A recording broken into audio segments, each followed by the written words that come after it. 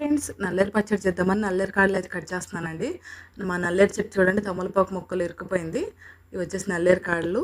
చాలా ఔషధాలు కలిగిన మొక్క అండి. మోకాలు నొప్పులు తగ్గుతాయి, మోకాళ్ళు గుజ్జు పెరుగుతుంది, చాలా మంచిది తింటే మాత్రం. కానీ తీసుకునేటప్పుడు మాత్రం చేతికి కొబ్బరి నూనె రాసుకొని తీసుకోండి, లేకపోతే చేతిలో అంతా దురద వచ్చేస్తుంది.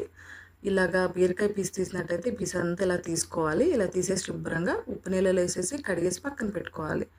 తర్వాత స్టవ్ ఆన్ చేసేసి బాండి పెట్టుకుని దాంట్లో ఒక స్పూన్ నూనె వేసేసి 10 ఎండుమిరగాయలు, 2 స్పూన్ల ధనియాలు, 2 స్పూన్ల మినపప్పు, గుప్పెడు పల్లీలు, ఒక స్పూన్ నువ్వులు, ఒక స్పూన్ జీలకర్ర వేసేసి దోరగా ఇలా వేయించేసుకుని పక్కన పెట్టుకోవాలి.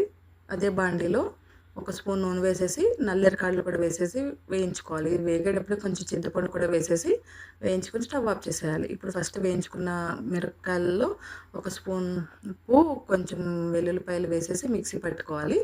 దీంట్లో వేయించుకున్న నల్లేరు కాడలు కూడా వేసేసి ఇలా మిక్సీ పట్టుకుని దీనికి తాలింపు వేసేసుకోవాలి. అన్ని తాలింపు దినుసులు అన్నీ వేసేసుకుని మనం మిక్సీ పట్టుకున్న పచ్చడిని తీసుకెళ్ళి కలిపేస్తే అంతే, ఎంతో టేస్టీగా ఉండే నల్లేరు పచ్చడి అయితే రెడీ అయిపోతుందండి. ఒకసారి మీరు ట్రై చేయండి. ఈ వీడియో నచ్చితే మాత్రం లైక్ చేయండి. Thank you.